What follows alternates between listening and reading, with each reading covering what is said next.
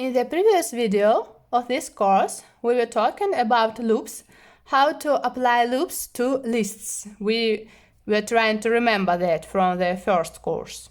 And now let's talk about applying loops, how to apply loops to strings, or how to loop through strings in Python. Let's remember our previous video, the previous example. We were trying to apply loop for to a list, and you see that if we write just for number in a list, you see that the loop for passes through string and then prints all the numbers, all the elements of the list. Each element has every single line, its own line in output. Let's do the same with a string. So let's write, the algorithm is exactly the same. So we write here, let's write letter, how we call iteration variable, letter, not number. There are, or character, also you can call it character. Letter, in this case, there are only letters. For letters in F, then print letter. And our output is K-I-W-I.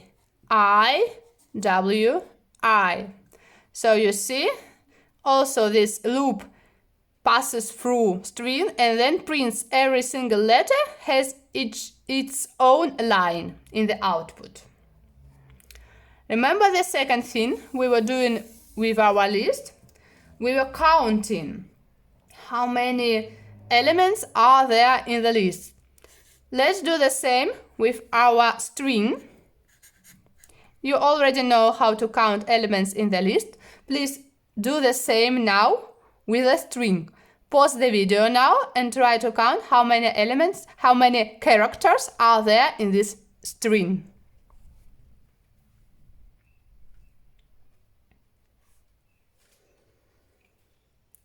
Okay, so we create a variable count, right?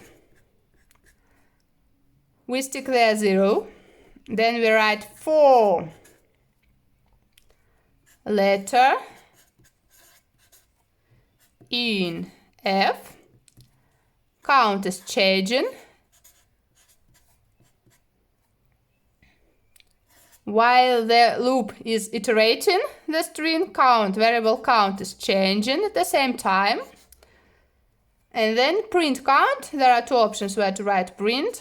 Let's try both. So print count at the same level as the variable count. And our output is 1, 2, 3, 4. Exactly, the process is exactly the same as with a list, as we were talking in the previous video. Or if you write print here, the same level as 4, print count, our output is just 4, only 4. So if we don't want to see the process of counting, we just write print at the same level as 4, and we have the total number of characters in the string. By the way, remember what we were talking about iteration variable in the previous video. If we don't use the iteration variable in the following lines of the code, what should we do? What is good to do? How can we name this iteration variable to show us in future or to another person that is reading the code that we don't use this iteration variable letter more in the string, that it's not important? We can rewrite this for line. Let's rewrite it. For, and what we write instead of letter or number or whatever, we write an underscore. And then in F, and then the same. So if you don't use your iteration variable in the following lines of the code, please write underscore and replace it with underscore. By the way, there is another variant, another way to know how many characters are there in the string. So we were using a loop for, right? But what is another way? We can we can get this number 4 shorter with another instrument, with another tool. How can we know? This is the length of the string. Remember that? We just write print len from F, and our output is 4. This is much shorter way to do that, but it's always good to know both the ways. If you forgot about len function, use the for loop, or if you forgot about for loop, you can use len function. But if you want to see all the process of counting, you need a for loop. Len function shows you just the total number. And also you can apply len function to lists. Remember, we were working with a list, with this list 19, 3 in the previous video, 19, 22, right? And we will apply loop 4 to it. We can also apply len function. If you write print len and then here L, our output is 4. Okay, so let's go further. Let's see another example. Remember, with lists, we were joining 2 columns together. We wanted to know which place has number 19 is on the first place. The second element, number 3, is on the second place, 19 on the third, 22nd on the fourth place, right? We wanted to know that. And if we want to do something similar with our string, kiwi, again, I create the string kiwi. I want the output of 2 columns, but I don't want to know the place, first, second, third. I want to see in the first column index numbers of the characters, and in the second column I want to see characters. So here are index numbers and then characters. Please pause the video now and try to write a program that the output are 2 columns, index numbers and characters of this string.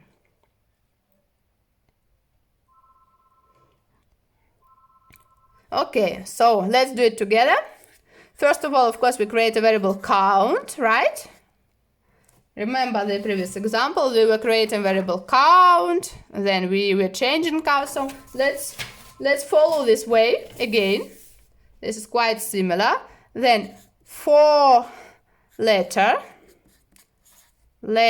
in F, variable count is changing. Count, new count is previous count or old count plus 1. And then print count. Print we write on the same level as count, because we want to see the column. We want to see just one number. Print count and letter. But the question now, remember before we were sticking 0 to count, right?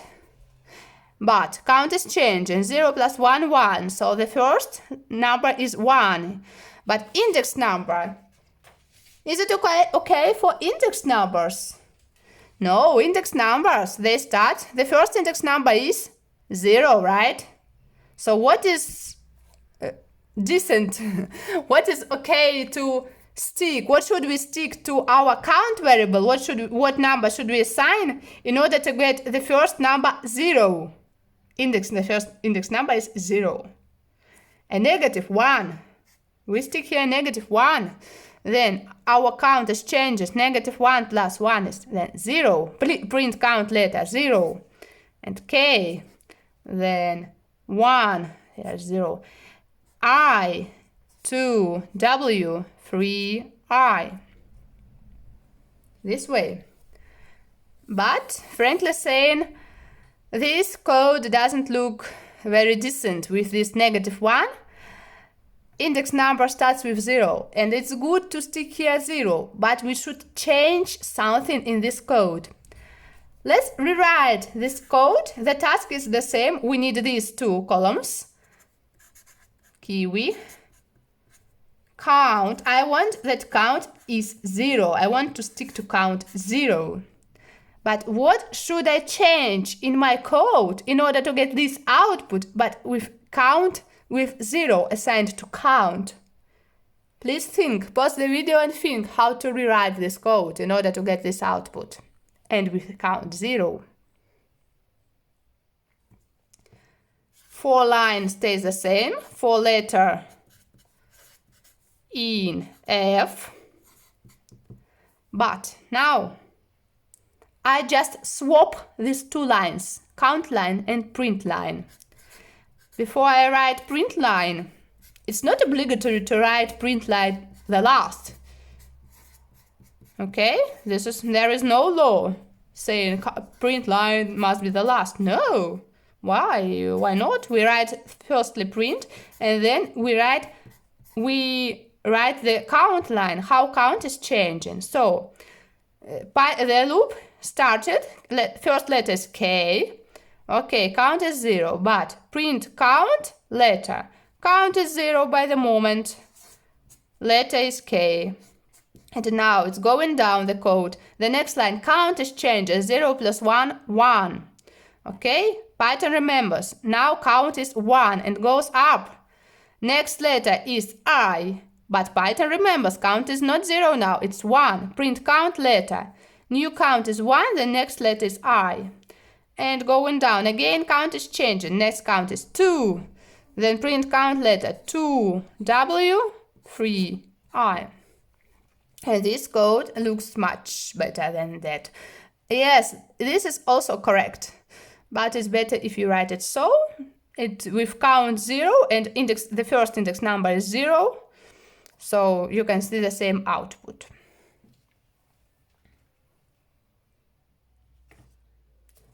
Okay, let's do the next task. Remember what we were doing with our lists? We were counting, remember, how many numbers 19 are there in the list using a for loop. Let's do the same with our kiwi string. Again, we have our kiwi. And I would like to know how many letters I are there in my string. How many letters do I have here? I, letters I. Okay? Please pause the video now and try to count it. Use the same way, the same algorithm as we were using before with for loops and lists. We create again variable count. We are going to count, okay? How many letters I are there in the list? Then 4. Now we have letter in our string F. Remember, if statement, if letter what equals I, count is changing. We start to count if letter equals I. And then print line. Remember in the previous video I was talking a lot if to write it on the for. What happens if we write on the for level, on if level or count level? I don't want to test it now. You can check in the previous video if you want. What happens? I just write on the same level as for. I want the final result, okay? Print count. I want just one number in the output. I don't want to see the process of iteration. And my output, so first letter is K, yes. If statement is false, and so count, it doesn't change, is 0. Then next letter is I, count is changing. With W, count is not changing. And with next I, count is changing. And we have the output 2. And remember, we were talking with loops and lists. Loops applied to lists. We were talking about magic number. Number 19, we had here number 19. It was a magic number. No one knows from where it comes. Here we have the same situation, just we can call it magic letter. I. Why I? In future we can ask why I? Why not K? Why not W?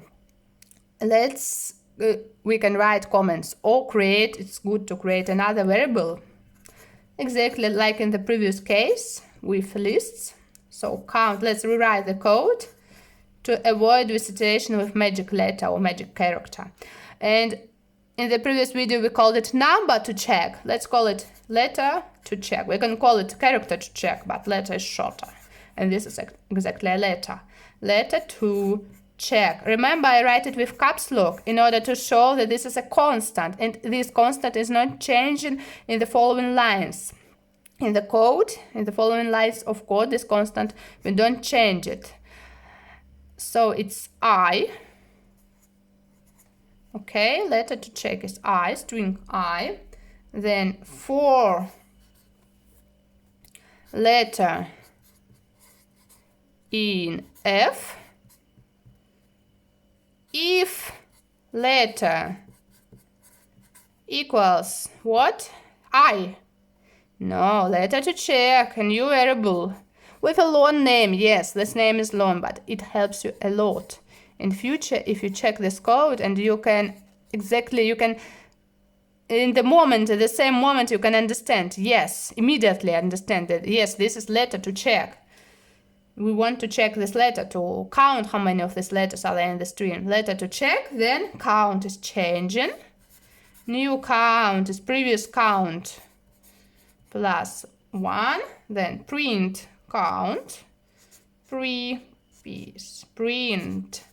count, and my output is 2.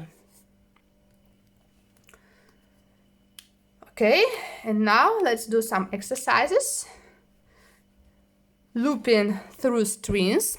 You can find the exercises in the description of this video below.